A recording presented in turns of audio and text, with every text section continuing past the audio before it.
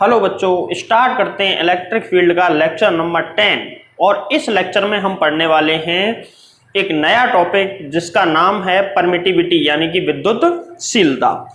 अगर मैं चाहता तो इस टॉपिक को तुमको कूलम्स लॉ के साथ भी करा सकता था, लेकिन अगर इस टॉपिक को मैं वहां पर कराता तो कूलम्स लॉ का ही टॉपिक तुमको ये लगता, अलग से कोई टॉपिक लगता ही नहीं। और इस टॉपिक के अंदर समझने के लिए थोड़ा सा है, मतलब इसको अच्छे से हम समझ सकते हैं। कूलम्स लॉ के साथ अगर मैं पढ़ाता ना तो अलग से कुछ भी समझ में तुमको नहीं आता, क्योंकि ये टॉपिक में समझने लायक चीज़ें हैं।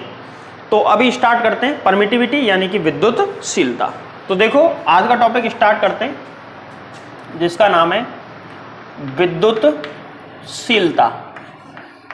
विद्युतशीलता इसको इंग्लिश में बोलते हैं परमिटिविटी। विद्युतशीलता का मतलब क्या है? परमिटिविटी। परमिटिविटी होती क्या है ये हमको समझना है। तो देखो परमिटिविटी, देखो मैंने तुमको कूलम्स लॉ में बताया था कि जो विद्युत बल नियतांक होता है, कूलम्ब बल नियतांक होता है के, वो कांस्टेंट तो होता है लेकिन हर माध्यम के लिए अलग अलग उसका मान होता है। कांस्टेंट होता है केवल एक ही माध्यम। जैसे वायु में कोई हम एक्सपेरिमेंट कर रहे हैं तो वायु में उन आवेशों को कितनी भी दूरी पर रखो, किसी भी आवेश को कितनी भी दूरी पर रखो, के का मान सेम रहेगा। लेकिन दो आवेशों को वायु की जगह पानी में उठा के रख दिया तो के का मान बदल जाएगा। कैसे बदलेगा इस टॉपिक में हम समझने वाले हैं। तो टॉपिक का नाम है विद्युतशीलता, परमिटिविटी। देखो ऐसा मान लेते हैं, माना कि दो चार्ज हैं, एक चार्ज है Q1 एंड दूसरा चार्ज है Q2 जो कि r डिस्टेंस पर रखे हुए हैं। तो अगर मैं निर्वात में एक चार्ज है Q1 और दूसरा चार्ज है Q2, इन दोनों चार्जों को मैं स्मॉल r डिस्टेंस पर निर्वात में रख देता हूं। कहां पर रख देता हूं? निर्वात में। यहां पे ये निर्वात है, यहां लिख देता हूं मैं, आगे है निर्वात। निर्वात को इंग्लिश में क्या बोलते हैं? या तो इसको फ्री स्पेस बोल लो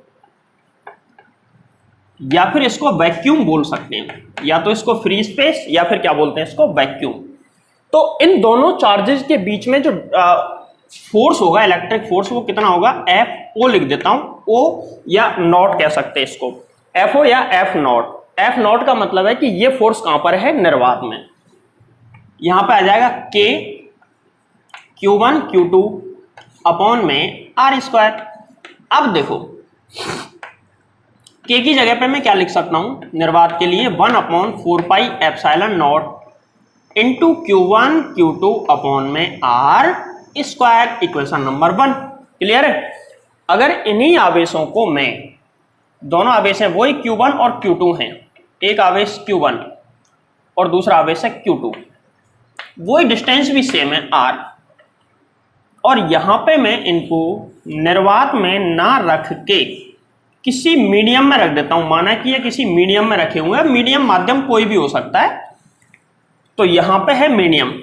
जब इनको माध्यम में हम रखते हैं तो माध्यम में, मीडियम में रखते हैं तो फोर्स हो जाता है FM। FM का मतलब है, FM का मतलब क्या है? फोर्स फॉर मीडियम, M मतलब मीडियम, बराबर यहां पे आ जाएगा K। अब मैंने बताया कि यहां पे निर्वात है, यहां पे माध्यम है, तो K बदल जाएगा। तो मैं इसको K डैश लिख देता हूं। चलो K dash Q1 into Q2 upon में R²। मैंने इसको डैश क्यों लगाया? डैश का मतलब ये है कि ये वाला K और ये वाला K सेम नहीं है। इसका मतलब ये है सेम नहीं है, मतलब अलग है, इसलिए मैंने डैश लगा दिया। बाकी लगाना चाहो तो लगाओ, नहीं मत लगाओ।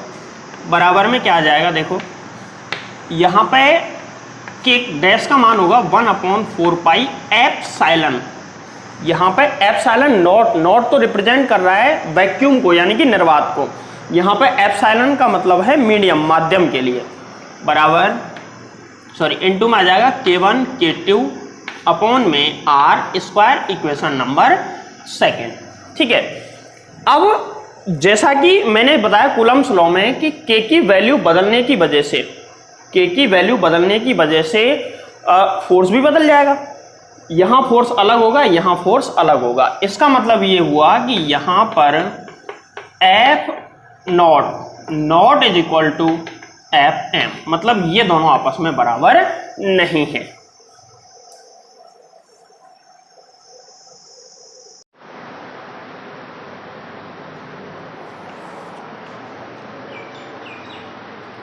अब सुनो, यहां पे F naught is equal to F M आ गया।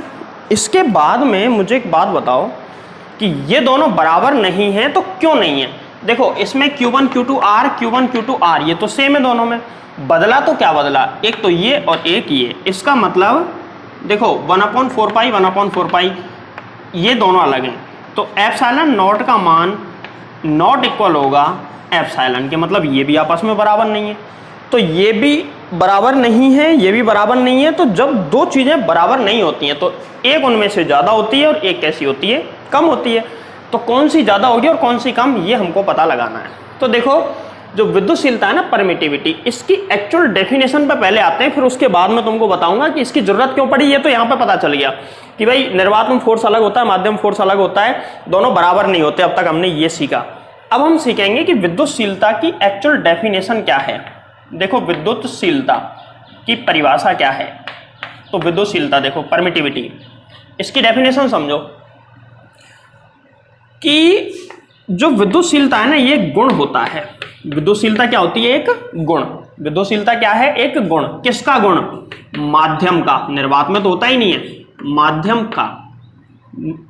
निर्वात में विद्युतशीलता तो होती है, लेकिन ये गुण, विद्युतशीलता का जो गुण है ना, वो केवल माध्यम में होता है। ये गुण क्या है मैं बताता हूं। यह माध्यम का एक गुण है, विद्युतशीलता माध्यम का एक गुण है, इलेक्ट्रिक प्रॉपर्टी है इसकी, जो कि आवेशों के मध्य, जो कि आवेशों के मध्य। अब दो चीजें होती हैं, एक तो लगता है इलेक्ट्रिक फोर्स और एक लगता है इलेक्ट्रिक फील्ड। एक इलेक्ट्रिक फोर्स होता है, एक इलेक्ट्रिक फील्ड होता है। इलेक्ट्रिक फील्ड अगले लेक्चर में पढ़ाऊंगा। इलेक्ट्रिक फोर्स हमने पढ़ ही लिया है, अब तक कूलम स्लो में यही पढ़ते आ रहे हैं। जैसे इलेक्ट्रिक फोर्स होता है वैसा ही कुछ इलेक्ट्रिक फील्ड होता है, आगे बताऊंगा। मतलब ये बढ़ेगा तो ये भी बढ़ेगा और ये घटेगा तो ये भी बढ़ेगा, एक जैसे होते हैं ऐसे मान लो। ये दोनों चेंज हो जाते हैं, ये दोनों क्या हो जाते हैं, चेंज हो जाते हैं, परिवर्तित हो जाते हैं। तो विद्युतशीलता माध्यम का एक ऐसा गुण है जो कि आवेशों के बीच में इलेक्ट्रिक फोर्स को चेंज कर देता है। कैसे किया, ऐसे किया, देखो ना, यहां पे अलग है यहां पे अलग है, मतलब इसको चेंज कर देता है, और इस गुण को ही विद्युतशीलता कहते हैं। ये इसकी परिभाषा नहीं, अभी मैं समझा रहा हूं, पूरी परिभाषा समझना। देखो अब मैं दो अलग अलग चीजें ले रहा हूं। एक तो मैंने ले लिया निर्वात, ये निर्वात है। दूसरा मैंने ले लिया माध्यम, माध्यम लिया। निर्वात का मतलब जहां पे कोई मीडियम ना हो, वैक्यूम मतलब जहां पे कोई मीडियम ना हो, कोई मीडियम नहीं होगा और दो चार्ज यहां पे रखे हैं, तो इनके बीच में कोई भी पार्टिकल नहीं होगा, कोई भी कण उपस्थित नहीं होगा। जबकि मीडियम में इनके अलावा, आवेशों के अलावा छोटे छोटे बहुत सारे कण यहां पे होंगे, ठीक है। अब मीडियम का जो गुण है ना, ये इलेक्ट्रिक फोर्स को चेंज करता है। चेंज दो तरीके से हो सकता है, या तो घटाएगा या फिर उसको बढ़ाएगा। तो क्या होगा सुनो, निर्वात की अगर मैं बात करूं तो यहां पे ये दोनों आवेश हैं और ये माध्यम में दोनों आवेश हैं। इन आवेशों के बीच में किसी भी प्रकार की कोई रुकावट है क्या, नहीं है। और किसी भी प्रकार की कोई रुकावट नहीं है तो यहां पे फोर्स कितना लगा, F हो। जबकि यहां पे इन दोनों के अलावा भी बहुत सारे कण उपस्थित हैं। जो कण उपस्थित है ना, ये कण इस प्रकार आवेशित होते हैं, किस प्रकार कि इनके बीच के इलेक्ट्रिक फोर्स को चेंज करने का मतलब घटा देते हैं। इलेक्ट्रिक फोर्स को क्या कर देते हैं, घटा देते हैं। इलेक्ट्रिक फोर्स और इलेक्ट्रिक फील्ड दोनों को घटा देते हैं। कौन घटाता है, यहां माध्यम के जो कण होते हैं। कैसे घटाते हैं, 4th चैप्टर में इसको पढ़ाऊंगा। जो माध्यम के कण हैं छोटे छोटे, ये माध्यम के कण इलेक्ट्रिक फील्ड को घटा देते हैं, कम कर देते हैं, डिक्रीज कर देते हैं, ठीक है। इलेक्ट्रिक फोर्स को घटाएंगे तो यहां पे फोर्स होगा Fm। अब कैसे घटा, क्यों घटा, वो तो अगले चैप्टर में पढ़ेंगे। अभी हमें यह पता है कि घट गया है, घट गया है। इसका मतलब ये हुआ कि FO is greater than Fm। भाई सीधी सी बात है, निर्वात में कोई कण नहीं था, फोर्स मैक्सिमम, और जब माध्यम में आए तो कण था, और कण होने की वजह से ऐसा इलेक्ट्रिक फील्ड जनरेट हुआ जिसकी वजह से फोर्स में कमी हो गई, और फोर्स में कमी हुई तो यहां पे फोर्स कम हो गया निर्वात की तुलना में। बोलो बात समझ में आई? इसका मतलब यह है कि जब भी कण आएगा तो फोर्स घट जाएगा। यहां पे कोई पार्टिकल नहीं है इसलिए फोर्स मैक्सिमम है। तो अगर मैं तुमसे एक सवाल पूछूं कि जो फोर्स है ना वो मैक्सिमम कहां पे लगेगा, तो मैक्सिमम लगेगा निर्वात में। विद्युत बल सबसे ज्यादा कहां पे लगता है बेटा? निर्वात में। विद्युत बल सबसे ज्यादा निर्वात में होगा। जैसे ही माध्यम में आएंगे फोर्स लगातार डिक्रीज होता जाएगा, यानी कि कम होता हुआ चला जाएगा। तो जैसे ही हम माध्यम में आते हैं तो फोर्स की वैल्यू लगातार डिक्रीज होती है और कम होती हुई चली जाती है। अच्छा, ऐसा भी चलो मैंने कह दिया कि मैक्सिमम फोर्स निर्वात में। अब एक सवाल यह है कि क्या मिनिमम फोर्स भी कहीं लगता है? तो इसका जवाब है हाँ। अगर माध्यम में धातु ले लूं, धातु मतलब चालक, अगर कोई मैं चालक माध्यम ले लूं, धातु ले लूं, और उस धातु के अंदर, जैसे ये धातु की प्लेट है, इसके ऊपर या अंदर कहीं भी दो चार्ज मैंने रख दिए Q1 एंड Q2, तो ऐसी स्थिति में अच्छा फोर्स की मैक्सिमम वैल्यू तो K1 K2 पे निर्भर करेगी, लेकिन मिनिमम वैल्यू कितनी हो सकती है? कोई भी फोर्स की मिनिमम वैल्यू 0 ही हो सकती है, इससे कम तो होगी नहीं। अब ये मत सोचना साहब माइनस में हो सकती है। फोर्स माइनस में होने का मतलब अपोजिट डायरेक्शन होता है, डायरेक्शन बदलती है। फोर्स का मैग्नीट्यूड यानी कि परिमाण 0 नहीं होता है, परिमाण मिनिमम नहीं होता है। अगर कोई नेगेटिव फोर्स है तो उसका जो परिमाण है ना वो कम नहीं है 0 से, ध्यान रखना, उसकी डायरेक्शन अपोजिट है, इसलिए वो नेगेटिव है, क्योंकि सदिश राशि है। अगर हम माध्यम की जगह धातु ले लें तो फोर्स घट के मिनिमम हो जाता है, और फोर्स घट के मिनिमम होगा, और मिनिमम फोर्स 0 हो सकता है, इससे कम नहीं होगा। तो सवाल यह है कि मैक्सिमम फोर्स किस में होता है? निर्वात में। और मिनिमम फोर्स किस में होता है? माध्यम में। और कौन से माध्यम में? वो होता है धातु में। और कितना? मिनिमम कितना? 0। और सभी धातुओं में और सभी माध्यमों में कितना होता है? इससे कम और इससे ज्यादा। समझ में आ गई? इससे तो कम होगा और इससे ज्यादा होगा अन्य सभी। जैसे पानी में कितना होगा, तो पानी में हमको ये नहीं पता कि कितना होगा अभी, लेकिन ये पता है कि इससे कम होगा और इससे कैसा होगा? ज्यादा। तो विद्युतशीलता की अगर परिभाषा हम यहां पर लिखना चाहें तो लिख सकते हैं कि विद्युतशीलता माध्यम का ऐसा गुण है जो कि दो आवेशों के बीच में इलेक्ट्रिक फोर्स एवं इलेक्ट्रिक फील्ड को घटा देती है। ये विद्युतशीलता की परिभाषा हम लिख सकते हैं। और मैंने ये बता दिया है कि मैक्सिमम फोर्स कौन सा होता है? निर्वात वाला। अब यहां पे एक छोटा सा क्वेश्चन, इसको एक बार नोट करें, मिटाऊंगा। एक छोटा सा क्वेश्चन ये है, देखो क्वेश्चन कि अधिकतम बल होता है FO मैक्सिमम होता है, और FM मैक्सिमम नहीं होता, इससे कम होता है। मिनिमम भी लिखना सही नहीं होगा क्योंकि मिनिमम तो एक के लिए होता है, धातु के लिए, और मीडियम तो बहुत सारे हो सकते हैं। अब देखो यहां पर ये और ये, इन दोनों के बीच में रिलेशन समझो। इन दोनों के बीच में इनवर्सली प्रोपोर्शनल रिलेशन है, मतलब व्युत्क्रमानुपाती संबंध है। व्युत्क्रमानुपाती क्या होता है कि F बढ़ेगा तो ये घटेगा, और ये घटेगा तो ये बढ़ेगा। समझ में आ गई बात? जब FO मैक्सिमम होगा तो एप्सिलॉन मिनिमम होगा। तो FO के लिए एप्सिलॉन लेते हैं या एप्सिलॉन नॉट? एप्सिलॉन नॉट लेते हैं। तो ऐसी स्थिति में एप्सिलॉन नॉट कैसा होगा? मिनिमम। एप्सिलॉन नॉट कैसा होगा? मिनिमम।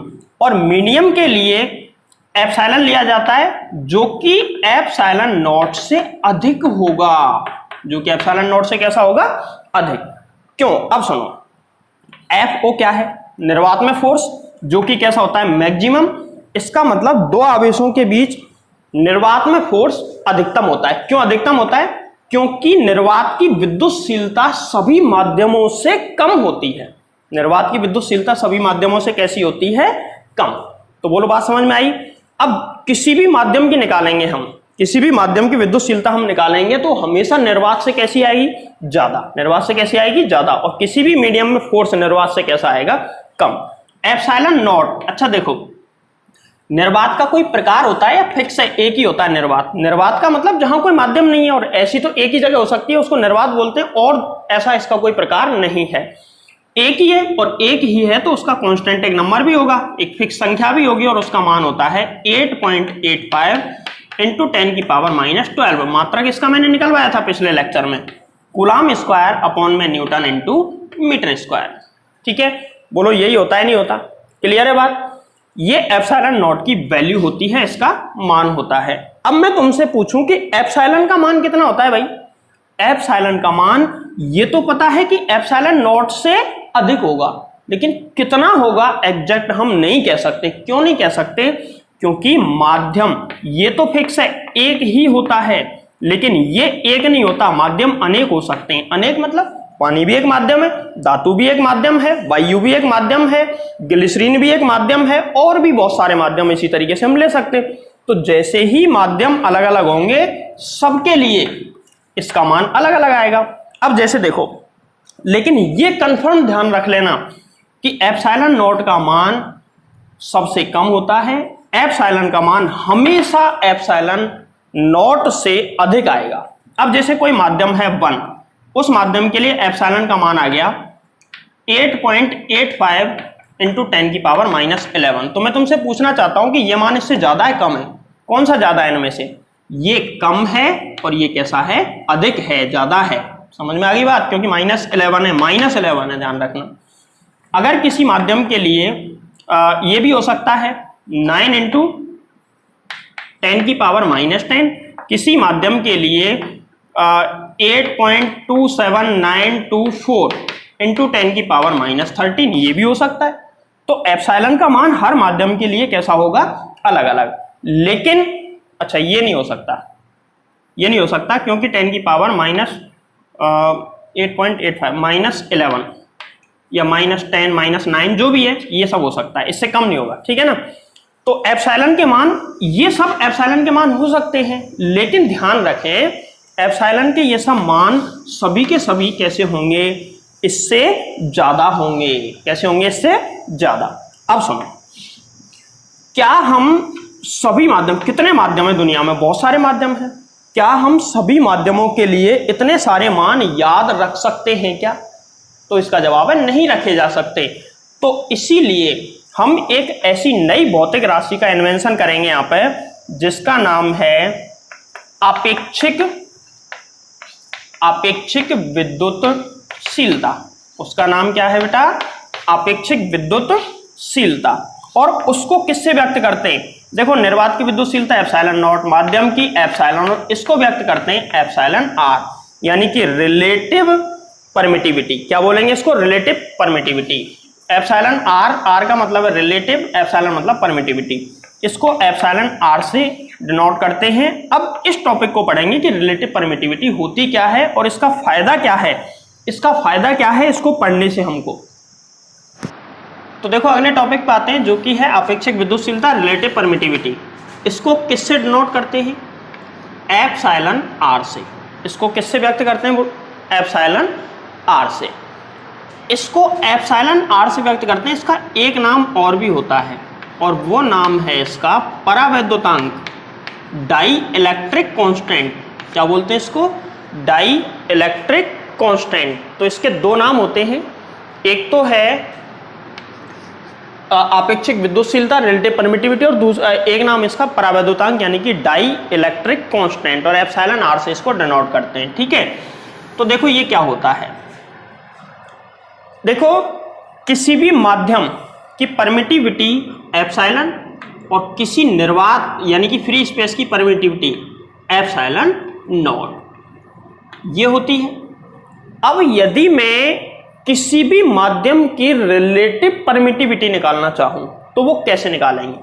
तो देखो, परिभाषा सबसे पहले निर्वात के सापेक्ष, निर्वात के सापेक्ष किसी माध्यम, निर्वात के सापेक्ष किसी माध्यम की परमिटिविटी यानी कि विद्युतशीलता, निर्वात के सापेक्ष किसी माध्यम की विद्युतशीलता उस माध्यम की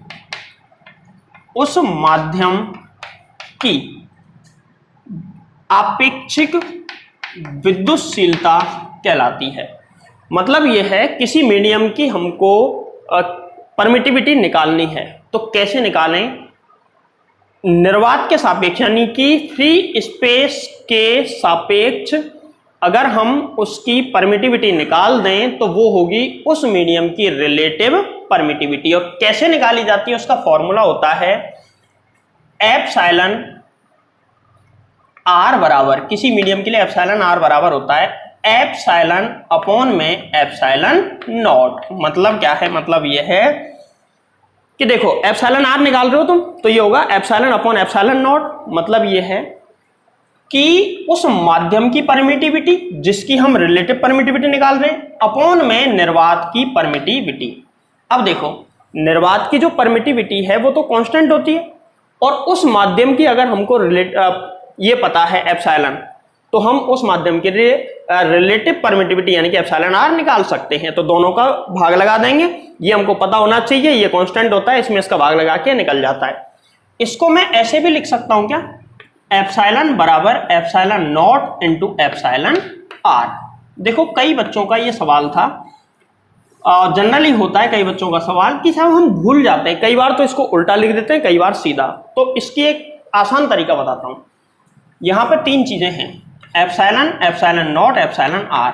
इनमें से दो तो ऐसे हैं जो डबल डबल है, मतलब इसके साथ नॉट लग रहा है, इसके साथ आर लग रहा है। ये सिंगल है, मतलब इसके साथ कुछ नहीं लग रहा है। तो सिंगल बराबर होगा दोनों डबल के इनटू के, ठीक है। मतलब सिंगल बराबर epsilon not into epsilon R. अब अगर तुमको एप्सिलॉन आर चाहिए तो एप्सिलॉन आर बराबर इसको इसके नीचे ले जाओ, एप्सिलॉन अपॉन एप्सिलॉन नॉट। तो ये इसको याद रखने का एक आसान तरीका है जिससे तुम इसको याद रख सकते हो, ठीक है। अब हम आते हैं, ये परमिटिविटी हो गई, रिलेटिव परमिटिविटी। अब रिलेटिव मैंने बताया था कि इसको क्यों पढ़ते हैं, जिससे कि ज्यादातर माध्यम की परमिटिविटी आसानी से हमको याद रह जाए। तो आसानी से, इससे कैसे आसानी हुई हमको तो यही समझ नहीं आया, चलो आसानी करते हैं। तो इससे आसानी करने के लिए देखो, इससे आसानी करने के लिए कुछ माध्यमों की ऐसे करके छोटा सा हेडिंग लगा के एक टेबल सी बना लेना। कुछ माध्यमों की आपेक्षिक विद्युतशीलता, पूरा लिख लेना, आपेक्षिक विद्युतशीलता। अब मैं जनरली वो माध्यम लूंगा जो ज्यादातर काम में आते हैं, हमारे काम में जो आते हैं। ऐसा नहीं है कि हमारे काम में नहीं आते तो कहीं काम में नहीं आते, जो हमारे काम में आते हैं वो मैं लेता हूं। सबसे पहले निर्वात के लिए एप्सिलॉन आर का मान निकालते हैं हम। तो देखो निर्वात के लिए एप्सिलॉन आर निकालते हैं, तो निर्वात के लिए एप्सिलॉन आर बराबर होता है 1। अब इसका कौन सोच के मुझे बताएगा कि इसका जवाब 1 क्यों आया। देखो हम रिलेटिव परमिटिविटी किसकी निकाल रहे हैं, निर्वात की, वैक्यूम की निकाल रहे हैं। और वैक्यूम के लिए 1 क्यों आया, क्योंकि रिलेटिव परमिटिविटी निकालने का फॉर्मूला होता है एप्सिलॉन अपॉन एप्सिलॉन नॉट, मतलब नीचे वाला तो कांस्टेंट है। अब तुम किसकी निकाल रहे हो, हम निकाल रहे हैं निर्वात की। तो ऊपर आता है जिस माध्यम की तुम परमिटिविटी निकाल रहे हो ना, उस माध्यम की विद्युतशीलता। तो निर्वात की निकाल रहे हैं तो एप्सिलॉन नॉट अपॉन में कांस्टेंट है ही, ये दोनों आपस में कट गए, बराबर में क्या आया 1। कई तो सोच रहे होंगे ये इससे कट गया तो बराबर में 0, बहुत बढ़िया बेटा, वैसे ही सोचना है ना। एप्सिलॉन आर बराबर कितना आ गया 1। इसके बाद में हम चलते हैं वायु यानी कि एयर, और एयर की परमिटिविटी निकालते हैं। तो एयर की परमिटिविटी होती है, एयर के लिए एप्सिलॉन आर बराबर होता है 1.00059, और इसको हम लगभग क्या लिख सकते हैं 1। इसको हम लगभग क्या लिख सकते हैं 1। आगे मैं इसको बताऊंगा नहीं, यहीं पे एक बात बता रहा हूं, अगर किसी भी सवाल में निर्वात दिया है या वायु दी है तो उसके लिए एप्सिलॉन आर का मान तुम 1 ले सकते हो। एप्सिलॉन आर का मान क्या ले सकते हो 1। चाहे किसी सवाल में निर्वात दे दे, चाहे किसी सवाल में वायु दे दे, दोनों की परमिटिविटी, रिलेटिव परमिटिविटी सेम होने की वजह से परमिटिविटी भी सेम होगी और आंसर भी सेम आएगा लगभग, चाहे तुम निर्वात से निकालो चाहे किससे निकालो, वायु से, ठीक है। तो क्योंकि लगभग सेम होती है। आगे चलते हैं हम, अगली है मोम। अगर हम मोम की परमिटिविटी निकालें तो मोम की परमिटिविटी लगभग 2 से 2.3 के बीच में होती है। अब मोम की भी डेंसिटी अलग अलग हो सकती है, उस आधार पर इसकी 2 से 2.3 के बीच में होती है। पेपर में कभी भी सवाल आएगा तो ध्यान रखना कौन सा काम में लोगे, 2 से 2.3 में से सवाल, ऐसा सवाल अगर आया तो देगा वो कि 2 लेना है, 2.2 लेना है, 2.1 लेना है, 2.3 जो भी है देगा सवाल। अब हम अगला चलते हैं, एम्बर या एबोनाइट, दोनों पहले लेक्चर में पढ़े थे हमने। एम्बर या एबोनाइट, इनकी रिलेटिव परमिटिविटी कितनी होती है? तो इनकी होती है 2.8, फिक्स है। इसके बाद में नेक्स्ट आते हैं हम, और वो है कांच। अगर कांच की रिलेटिव परमिटिविटी निकालें, देखो कांच भी बहुत तरीके के हो सकते हैं, इसलिए इसकी रिलेटिव परमिटिविटी होती है 5 से 10 के बीच में, कोई भी हो सकती है, 6 भी हो सकती है, 7, 8 कुछ भी हो सकती है। और हम चलते हैं शुद्ध जल, शुद्ध जल मिनरल वाटर, अगर इसके लिए निकालेंगे तो फिक्स है, इसका मान 80 आता है, 80। अशुद्ध जल के लिए थोड़ा अलग हो सकता है, लेकिन शुद्ध जल के लिए एग्जैक्ट हम सवाल करेंगे तो हम अशुद्ध के लिए नहीं करेंगे, शुद्ध के लिए ही सवाल करेंगे। आगे चलेंगे हम, तो है धातु। धातु के लिए इसका मान कितना होता है? सोच के बताओ भाई। धातु पे अगर 2 चार्ज रख दें तो फोर्स क्या हो जाता है? मिनिमम, यानी कि 0। 0 फोर्स का formula 1/4 pi epsilon not into Q1 Q2 upon R²। यहां एप्सिलॉन ले लेता हूं धातु के लिए। तो मुझे बताओ फोर्स कब 0 हो सकता है? या तो ये 0 हो, या तो इनमें से कुछ 0 आए, या फिर क्या, या फिर 4 पाई तो 0 हो नहीं सकता, या फिर ये वाला अनंत हो। ये वाला कितना हो? अनंत। तो अनंत का भाग लगाने पे क्या आ जाएगी? 0। तो ध्यान रखना, धातु के लिए एप्सिलॉन R का मान फॉर मेटल अनंत होता है। कितना होता है इसका मान? अनंत। अब सवाल अभी भी वही का वही है कि साहब इससे आसानी कैसे हुई? हमको आसानी ऐसे हुई, देखो अगर मैं कहता हूं कि निर्वात को छोड़ दो, क्योंकि इसके लिए तो एप्सिलॉन नॉट होता है, और एप्सिलॉन बराबर होता है इसके लिए एप्सिलॉन नॉट बराबर 8.85 इंटू 10⁻⁻12।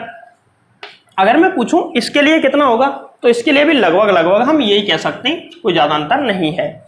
अगर मैं तुमसे पूछता हूं मोम के लिए परमिटिविटी कितनी, परमिटिविटी फॉर मोम के लिए परमिटिविटी कितनी होगी? तो देखो किसी मीडियम की परमिटिविटी निकालनी है तो epsilon not into epsilon R कर दो। एप्सिलॉन R कितना है? अभी तो फिक्स नहीं है, मैं फिक्स मान लेता हूं, चलो 2 है भाई। ये तो इसके बीच में हो सकता है, लेकिन मैंने मान लिया किसी मोम के लिए रिलेटिव परमिटिविटी 2 है, तो उसकी परमिटिविटी कितनी होगी? तो देखो मोम के लिए निकालेंगे epsilon not into epsilon R कितना है? 2 इंटू एप्सिलॉन नॉट कितना होता है? 8.85 इंटू 10⁻⁻12। तो इतना बड़ा याद रखना आसान है, या 2 से 2.3 याद रखना आसान है, या 2 याद रखना आसान है? 2 याद रखना आसान है, इसलिए हमने इसको निकालने के लिए हमने शॉर्ट मेथड यूज कर रखा है। इसके लिए कितना आएगा? 2.8 इंटू एप्सिलॉन नॉट। इसके लिए कितना आएगा? जैसे फिक्स नहीं है तो 6 मान लेता हूं मैं, 6 इंटू एप्सिलॉन नॉट। इसके लिए 80 इंटू एप्सिलॉन नॉट, और इसके लिए अनंत, क्योंकि अनंत में किसी भी संख्या गुणा करोगे तो वो अनंत ही आएगा। तो धातु के लिए रिलेटिव परमिटिविटी और परमिटिविटी दोनों ही कितनी होती हैं? अनंत। तो यहां तक बात को समझ आई बोलो। अब एक चीज और समझ लो कि जो रिलेटिव परमिटिविटी है ना, ये एक चीज, इसको मैं मिटा रहा हूं, अगर कोई नोट करना चाहे तो नोट कर ले। एक चीज और है इसमें कि जो परावैद्युतांक होता है ना, एप्सिलॉन R का मान बराबर होता है, एप्सिलॉन इसका मान बराबर होता है निर्वात में बल 2 आवेशों के बीच में अपॉन में माध्यम में बल। देखो एप्सिलॉन R बराबर होता है F0 अपॉन में FM, मतलब 2 चार्ज सेम डिस्टेंस पे माध्यम और निर्वात में रख दो, और उनके बीच में लगने वाला बलों का अनुपात इसके बराबर होता है। कैसे पता चला? देखो इसकी जगह पे हम क्या करेंगे, एप्सिलॉन FO की जगह पे 1/4 pi epsilon not into 2 charge है, एक है Q1 दूसरा है Q2 अपॉन R² के बटे में FM का मान कितना आएगा मीडियम के लिए? 1/4 pi epsilon into Q1 Q2 upon R²। सही है, ये दोनों कट गए आपस में, 1/4 पाई से 1/4 पाई कट गया। तो एप्सिलॉन R बराबर कितना आया? 1/एप्सिलॉन नॉट अपॉन में 1/एप्सिलॉन, एप्सिलॉन ऊपर एप्सिलॉन नॉट नीचे, तो एप्सिलॉन R बराबर कितना आ गया? एप्सिलॉन अपॉन में एप्सिलॉन नॉट। बताओ यही फॉर्मूला है या नहीं? तो इसको हम ऐसे भी निकाल सकते हैं, ऐसे भी निकाल सकते हैं। इसको लिखोगे कैसे? जब इसको पूरा कर दो ना तो लास्ट में नोट करके इसको लिखना कि दो आवेशों के मध्य, जो मैं बोल रहा हूं वही लिखना है, दो आवेशों के मध्य निर्वात में बल एवं माध्यम में बलों का अनुपात परावैद्युतांक या फिर परमिटिविटी या विद्युतशीलता कहलाती है। और ऐसे निकाल के बता देना कैसे आया है। तो बोलो यहां तक बात समझ में आई? तो ये एक छोटा सा टॉपिक था, टॉपिक यहीं पे खत्म। अब इसके कुछ न्यूमेरिकल हम सॉल्व कर लेते हैं, बड़े अच्छे अच्छे न्यूमेरिकल सॉल्व करेंगे। शुरुआत में सरल सरल, बाद में एक अच्छा वाला। देखो मैंने बिल्कुल बेसिक टाइप के दो सवाल लिखे हैं, इनका जवाब ढूंढने की कोशिश करो। किसी माध्यम में दो आवेशों के मध्य बल वायु की तुलना में आधा है तो उस माध्यम की विद्युतशीलता ज्ञात करो। तो देखो वायु की जगह हम निर्वात भी काम में ले सकते हो, निर्वात ही लेंगे, वायु की इतनी बड़ी कैलकुलेशन नहीं फंसेंगे क्योंकि आंसर सेम ही आना है। ठीक है, तो माध्यम की विद्युतशीलता ज्ञात करो। तो अभी अभी हमने एक फॉर्मूला पढ़ा था। सबसे पहले सवाल में दिया क्या है वो लिख लो तुम एक बार। सवाल में दे रखा है, क्या दे रखा है? सवाल में ये दिया है कि फोर्स किसमें आधा है, किसी माध्यम में आधा है। तो माना निर्वात में या वायु में फोर्स F है, ऐसा हमने मान लिया।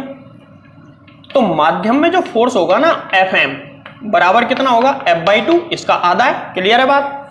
अभी हमने एक फॉर्मूला पढ़ा था, चूंकि एप्सिलॉन r बराबर होता है Fm अपॉन Fo अपॉन में Fm। बस दोनों का मान लिख दो, हो गया आंसर। एप्सिलॉन r बराबर Fo का मान कितना, F अपॉन में Fm का कितना, F/2, F से F कट गया, 2 ऊपर पहुंच जाएगा तो एप्सिलॉन r कितना आ गया इसके लिए 2। तो बात आई समझ में? सिंपल क्वेश्चन था। अगले दूसरे क्वेश्चन पे चलते हैं। ये सवाल इसके बजाय थोड़ा ठीक है। यदि दो आवेशों के मध्य 3 परावैद्युतांक के माध्यम में 12 न्यूटन बल लग रहा है तो 2 परावैद्युतांक के माध्यम में कितना बल लगेगा, ये सवाल है। तो देखो सबसे पहले इसमें केस फर्स्ट या स्टेप फर्स्ट देखो। स्टेप फर्स्ट परावैद्युतांक, स्टेप फर्स्ट में जो पहला माध्यम है उसके लिए परावैद्युतांक एप्सिलॉन r बराबर कितना है 3 और फोर्स F1 मान लेता हूं बराबर कितना है 12 न्यूटन। हमसे इस सवाल में कहीं भी ये नहीं पूछा कि वायु में बल कितना लगेगा, लेकिन हमको निकालना पड़ेगा, या ना निकालो तो भी चल जाएगा पर वो तो निकल ही जाता है अपने आप। तो देखो स्टेप 1, फोर्स बराबर कैसे निकालते हैं, 1/4 pi epsilon into Q1 Q2 upon r²। Epsilon not नहीं लिया मैंने, क्यों नहीं लिया? क्योंकि ये माध्यम है और माध्यम में एप्सिलॉन नॉट नहीं आएगा। तो मैं इसको ऐसे लिख सकता हूं क्या, 1/4 pi epsilon not into epsilon r। भूल गए क्या? इसकी जगह इसको लिख सकते हैं into Q1 into Q2 upon r²। बोलो सही है बात?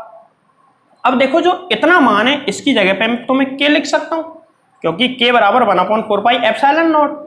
ठीक है, तो कितना आ जाएगा देखो, f का मान कितना है 12 बराबर, इसकी जगह पे मैं क्या लिख देता हूं k अपॉन में एप्सिलॉन r का मान कितना है 3, k/3 into Q1 Q2 upon में r²। क्या मैं इसको ट्रांसफर करके यहां पहुंचा दूं, इसको ट्रांसफर करके यहां पहुंचा दूं तो 12×3 = 36, k Q1 Q2 अपॉन में r² बराबर 36 न्यूटन। क्या मुझे तुम बता सकते हो कि ये बल वायु या निर्वात में है? बोलो हाँ या ना, क्योंकि ये वायु या निर्वात में फोर्स होता है। अरे भाई मैंने इसकी जगह पे लिखा है निर्वात के लिए, तो ये क्या हो गया, k Q1 Q2 upon r²। तो वायु में कितना फोर्स लगेगा 36 न्यूटन। क्या हमसे वायु में ही फोर्स पूछा है? नहीं, तो कहां पूछा है, दो परावैद्युतांक के माध्यम में। तो स्टेप सेकंड पे आ जाओ। स्टेप सेकंड, अब की बार हमको फोर्स निकालना है और परावैद्युतांक कितना दिया है 2। तो लगाओ फॉर्मूला, F बराबर 1/4 pi epsilon not into epsilon r into Q1 Q2 upon r²। तो मैं यहां से ऐसा लिख दूं F बराबर k Q1 Q2 अपॉन में एप्सिलॉन आर का मान कितना है दूसरे माध्यम के लिए 2, तो मैं यहां से 2r² लिख दूं और इसका मान हम ऑलरेडी निकाल चुके हैं। कितना? इसका मान 36 है। तो F बराबर, बताओ कितना आया? F बराबर 36/2 बराबर 18 न्यूटन। बोलो कुछ समझे? तो ये सवाल नोट करें एक बार, बेसिक सवाल थे, अच्छे सवाल है लेकिन ये। अगला सवाल पढ़ो। +1 कूलाम और -3 कूलाम आवेश एल्यूमिनियम की प्लेट पर 1 मीटर दूरी पर रखें तो इनके बीच में बल ज्ञात करो। देखो, एक पॉजिटिव है, दूसरा नेगेटिव चार्ज है, तो इनके बीच में अट्रैक्शन या रिपल्सन, आकर्षण होगा क्या? सोचो, वापस पढ़ो, पूरा सवाल एक बार ढंग से देख लो। कुछ इस सवाल में है, इसीलिए मैं कह रहा हूं। इस सवाल में आवेशों से ज्यादा इस चीज पे ध्यान दो। एल्यूमिनियम, ये क्या है? धातु, और धातु की सतह पर अगर आवेश रखे हो तो फोर्स क्या होता है? 0। अब कैसे? देखो, इसको सॉल्व करते हैं भाई। धातु के लिए एप्सिलॉन आर का मान कितना होता है? अनंत। तो इसको मैं मान लेता हूं Q1, इसको मान लेता हूं Q2, डिस्टेंस को क्या मान लेता हूं? R। कोई फर्क नहीं पड़ना कितनी भी बड़ी संख्या हो। F बराबर कैसे निकालेंगे? 1/4 pi epsilon not into epsilon R into Q1 Q2 upon R²। इसका मान जो भी हो, इसका मान तो अनंत है, और अनंत का कितनी भी बड़ी संख्या में भाग लगाओ, आंसर क्या आएगा? 0। कुछ समझ में आई बात? अब एक क्वेश्चन मैं तुमको दे रहा हूं जो कि तुमको होमवर्क करना है। कोई समस्या है ग्रुप में पूछ लेना। होमवर्क सुन लो। होमवर्क ये है कि +1 कूलाम और -3 कूलम चार्ज है, इनके बीच में आकर्षण होगा, और ये दोनों पानी में रखे हुए हैं, मतलब चारों तरफ पानी है इनके, और 1 मीटर दूरी पर रखे हुए हैं पानी में। तो इनके बीच में कितना फोर्स लगेगा बताओ। अब तुमको क्या करना है? पानी के लिए एप्सिलॉन आर बराबर कितना बताओ? पानी के लिए एप्सिलॉन आर बराबर 80, 1/4 pi epsilon not into epsilon R into Q1 Q2 upon R²।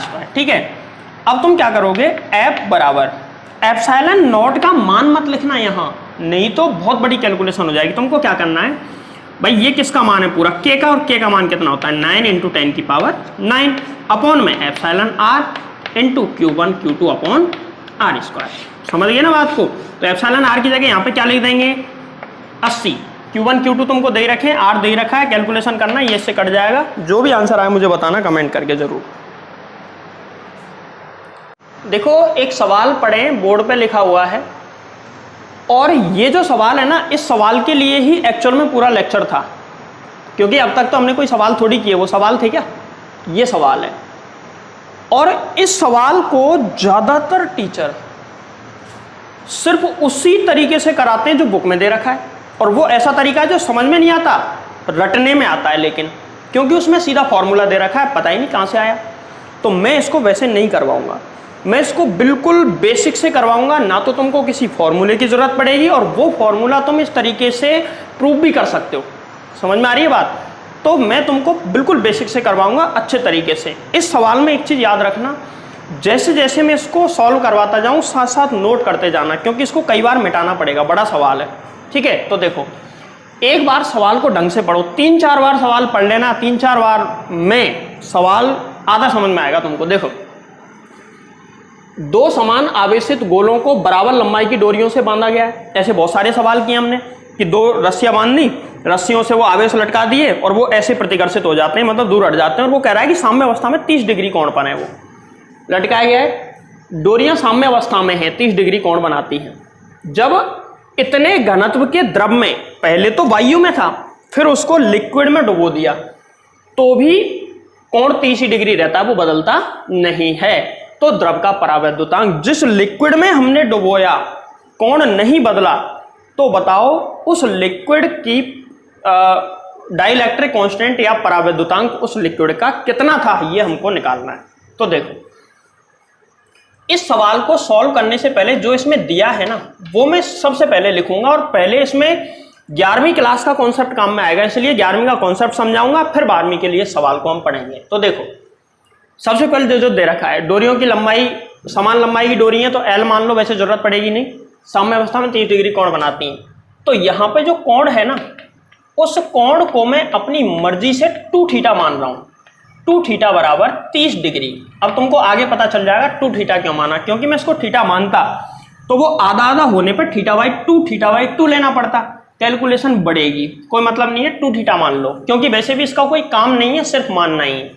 2 theta बराबर 30 डिग्री, कॉमा जब इतने ग्राम पर सेंटीमीटर घनत्व में इन्हें लटकाया जाता तो द्रव का घनत्व डेंसिटी ऑफ लिक्विड, द्रव का घनत्व, इसको मैं सिग्मा मान लेता हूं, और सिग्मा बराबर दे रखा है 0.8 ग्राम पर सेंटीमीटर क्यूब। इसको किलोग्राम पर मीटर क्यूब में बदलने की भी जरूरत नहीं पड़ेगी तुमको, क्योंकि इक्वेशन ही ऐसी आ जाएगी। तीसरी चीज क्या दे रखी है, गोले का घनत्व, और तो कुछ दिया नहीं। तो देखो गोले का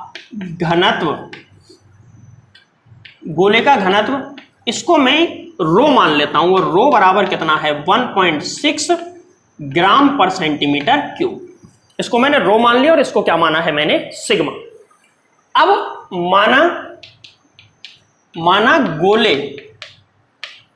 माना गोले का आयतन बराबर है b। गोले का आयतन मैंने कितना मान लिया, b। अब देखो कोई गोला है और इस गोले का आयतन है b और घनत्व कितना है इसका, रो। तो इसका जो द्रव्यमान होगा ना m, इसका द्रव्यमान जो होगा m, द्रव्यमान मास कैसे निकालते हैं, डेंसिटी इंटू वॉल्यूम, सही है, मतलब घनत्व इंटू आयतन। तो गोले का द्रव्यमान जो होगा ना, गोले का द्रव्यमान कितना हो जाएगा, गोले का द्रव्यमान m बराबर रो v, या फिर v रो लिख दो, v रो। ये गोले का क्या आ गया, द्रव्यमान। तो कहीं भी गोले का द्रव्यमान काम में आता है तो उसकी जगह पे मैं क्या लिख सकता हूं, v इंटू रो। रो क्या है, गोले का घनत्व, v क्या है, गोले का आयतन, जैसा कि मैंने माना है। अब मुझे एक बात बताओ, सामान्य अवस्था में जब वायु में हम किसी गोले को लटकाते हैं या निर्वात में लटकाते हैं तो वहां पे उस पे इलेक्ट्रिक फोर्स और ग्रेविटेशनल फोर्स के अलावा कोई और फोर्स नहीं लगेगा। लेकिन जैसे ही उसको लिक्विड में डुबोते हैं तो लिक्विड में ध्यान रखो कोई भी चीज हल्की महसूस होती है, तो उसका कारण क्या होता है, अपथ्रस्ट फोर्स, यानी कि उत्प्लावक बल। उस पर ऊपर की ओर, यानी कि गुरुत्वाकर्षण के विपरीत दिशा में उत्प्लावक बल, अपथ्रस्ट फोर्स लगता है। उसका मान 11th क्लास में निकालना सिखाया था, फिर भी एक बार मैं बता रहा हूं। देखो, अगर मान के चलो किसी गोले को किसी द्रव में डुबो दिया जाए, ये लिक्विड है, ध्यान से समझना इसको, क्योंकि यही तो मेन कॉन्सेप्ट है। इस लिक्विड में मैंने इस गोले को डुबो दिया, इस गोले का आयतन तो कितना है v, और इस गोले का आयतन है v, और इसका घनत्व कितना है रो, और द्रव का घनत्व कितना है सिग्मा। तो इस पे नीचे की तरफ तो भार लगेगा इसका कितना, mg, और ऊपर की तरफ लगेगा अपथ्रस्ट फोर्स Fu, यानी कि उत्प्लावक बल। अब देखो, जब इसको वायु में लटकाएंगे तो इस पे नीचे की ओर नेट फोर्स कितना आएगा बोलो, mg। लेकिन जब इसको लिक्विड में हम रखेंगे तो इस पे नेट फोर्स mg नहीं होगा, क्योंकि ऊपर भी तो लग रहा है। तो नेट फोर्स कितना होगा यहाँ पे, mg माइनस Fu। गोले का द्रव में गिरना 11th क्लास में पूरा टॉपिक पढ़ा हमने, ठीक है, mg माइनस Fu। क्लियर है बात। अब हम क्या करेंगे, हमको Fu का मान चाहिए। तो Fu क्या होता है, Fu होता है गोले द्वारा हटाए गए द्रव का भार। Fu किसके बराबर होता है, गोले द्वारा हटाए गए द्रव का भार। तो Fu बराबर गोले का द्रव्यमान m डैश और इंटू g, इतना। अब हटाए गए द्रव का द्रव्यमान m डैश और इसका गुरुत्वीय त्वरण कितना है g। m डैश का मान निकालना है भाई। गोला कितना आयतन हटाएगा, जितना आयतन उसका खुद का है, तो आयतन तो कितना m डैश। m बराबर क्या होता है, m बराबर होता है घनत्व इंटू आयतन, सही है। तो m डैश, एम डैश निकाल रहे हैं हम, तो एम डैश की जगह कितना आयतन हटाएगा गोला, जितना खुद का आयतन है, तो खुद का आयतन कितना है b। हटाए गए द्रव का भार, तो हम द्रव्यमान किसका निकाल रहे हैं, द्रव का, तो द्रव्यमान आयतन इंटू घनत्व, घनत्व भी किसका लेना पड़ेगा बोलो, लिक्विड का, और लिक्विड का घनत्व कितना है सिग्मा, तो सिग्मा इंटू जी। ये एफ यू का मान निकल गया। कैसे निकला है एक बार ढंग से देख लें इस चीज को, और फिर हम आगे बढ़ते हैं। इस चीज को पहले लिख देता हूं मैं। तो यहां द्रव में उत्प्लावक बल लगेगा एफ यू, और इसका मान कितना होगा उत्प्लावक बल का, उत्प्लावक बल का मान होगा बी या सिग्मा बीजी, सिग्मा बीजी इसका मान होगा, सिग्मा बीजी या बी सिग्मा जी एक ही बात है। चलो अब सवाल स्टार्ट करते हैं। तो अब सवाल आसान रहेगा हमारे लिए भी तुम्हारे लिए भी, क्योंकि मैंने जो समझाना था समझा दिया, यही इसमें समझने वाली बात थी, आगे तो सवाल हो ही जाएगा।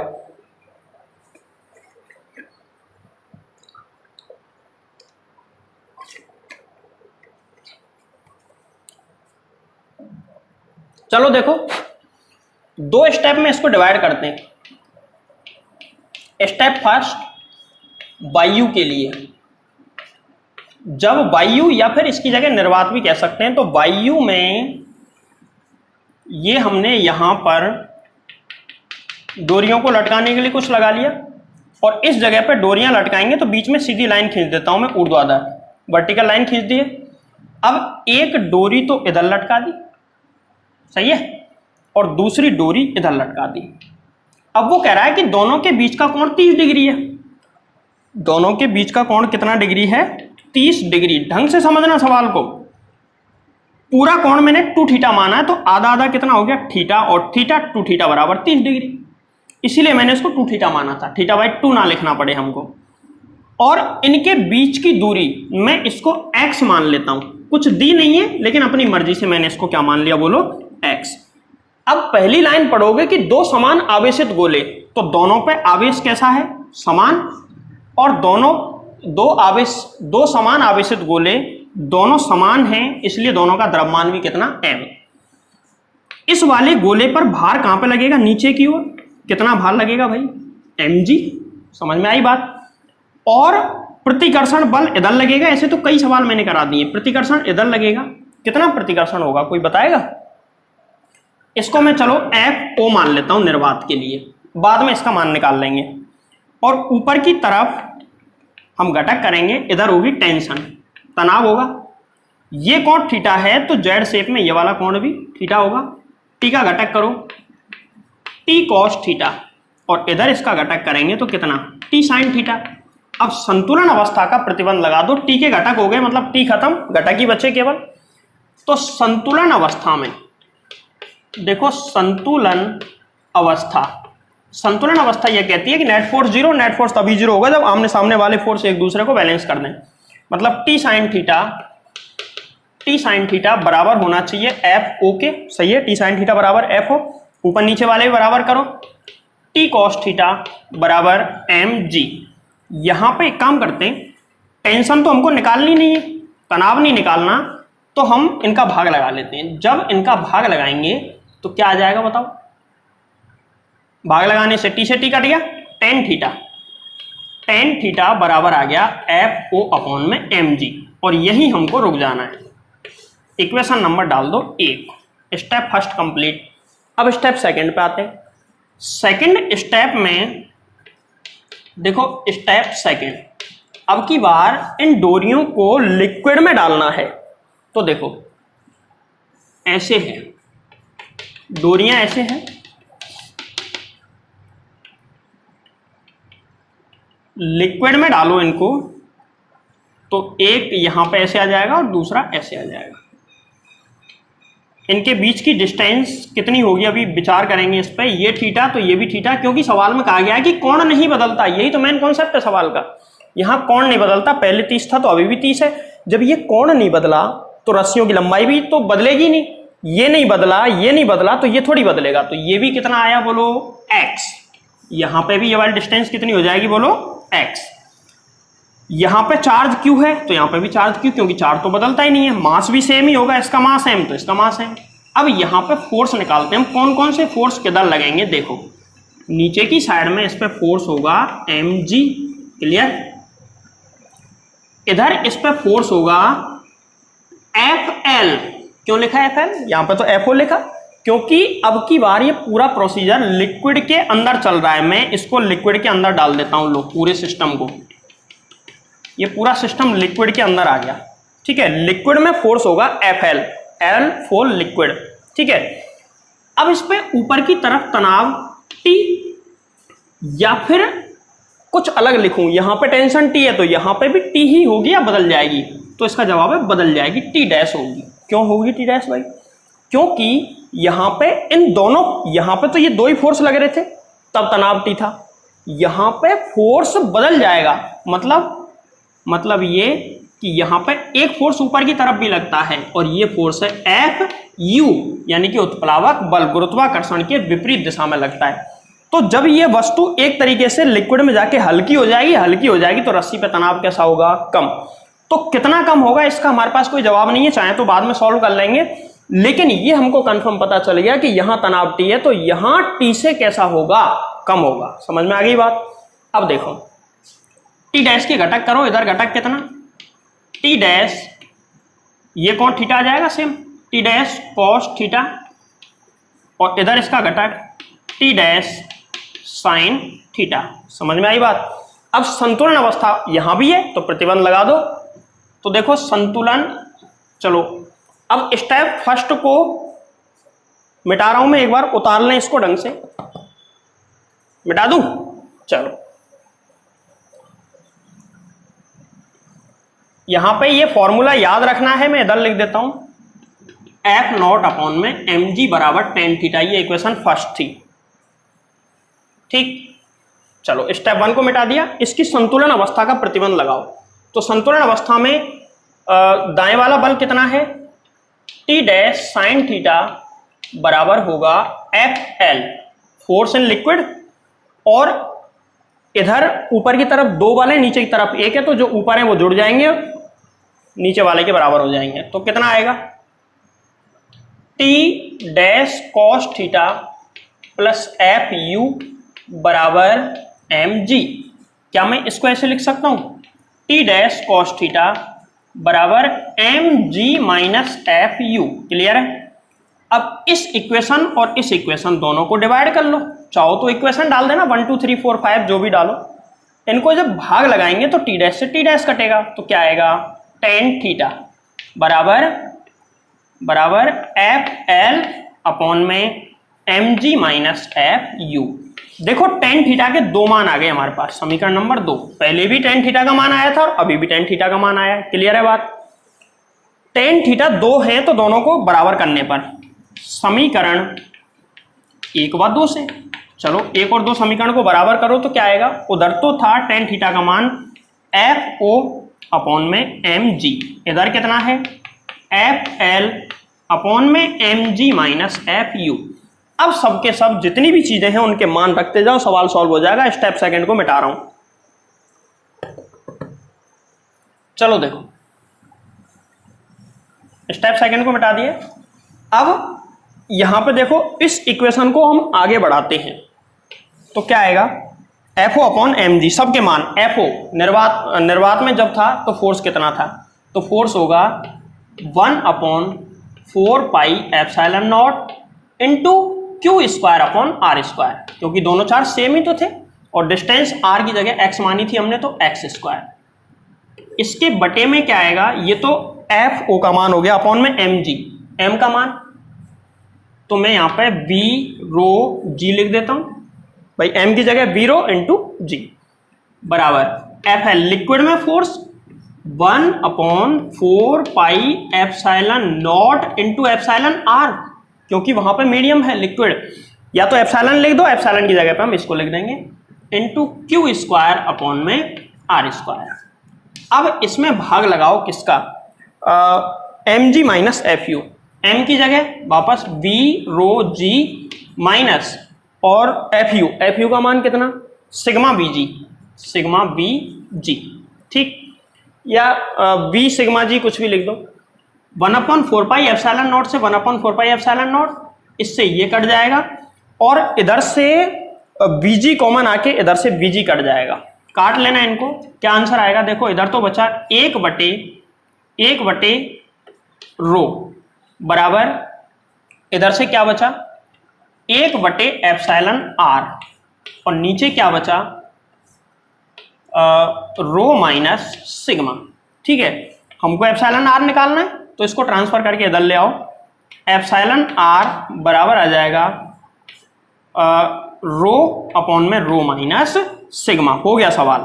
एप्सिलॉन आर बराबर, देखो रो का मान कितना दे रखा है सवाल में, रो का मान दिया है 1.6। अब इसको चेंज करने की जरूरत है क्या, बताओ भाई। ऊपर भी वही नीचे भी वही, अनुपात है तो वैसे भी कट नहीं है तो चेंज करने की कोई जरूरत ही नहीं है, क्योंकि इसका कोई मात्रक होता ही नहीं है तो चेंज करने की जरूरत पड़ेगी नहीं। हाँ, एक अगर ग्राम पर सेंटीमीटर क्यूब में, दूसरा किलोग्राम पर मीटर क्यूब में, तो चेंज करने की जरूरत पड़ेगी। दोनों ऊपर नीचे सेम होने चाहिए, चाहे एमकेएस में हो सीजीएस में, उससे मतलब नहीं है। तो इसकी जगह तो क्या 1.6, इसकी जगह 1.6 माइनस 0.8, क्या बचा ऊपर तो 1.6 और नीचे क्या आया 0.8, पॉइंट से पॉइंट हटा लो, 8 दूनी 16, आंसर आ गया 2। अच्छा, मात्रक क्या होगा इसका, इसका कोई मात्रक नहीं होता है, क्योंकि एप्सिलॉन आर बराबर क्या होता है एप्सिलॉन अपॉन में एप्सिलॉन नॉट, यही तो होता है, ये होता है। तो ऊपर मात्रक क्या, ऊपर वाले का मात्रक कूलाम स्क्वायर अपॉन में newton into metre square, upon में coulomb square newton into metre square, आपस में कट गए, तो इसका कोई मात्रक नहीं होता है। तो इसका आंसर 2 आ गया। तो जो लिक्विड हमने भरा था कितने घनत्व का 0.8 ग्राम पर सेंटीमीटर क्यूब, उस घनत्व के लिक्विड का परावैद्युतांक या डाइलेक्ट्रिक कांस्टेंट कितना आया है 2। तो ये सवाल है तुम्हारे सामने, इस सवाल को ढंग से नोट कर लो। आज की वीडियो में इतना ही पढ़ाएंगे और अगली वीडियो स्टार्ट जब हम करेंगे तो अगली वीडियो में टॉपिक आएगा इलेक्ट्रिक फील्ड। ठीक है, आज यहीं तक।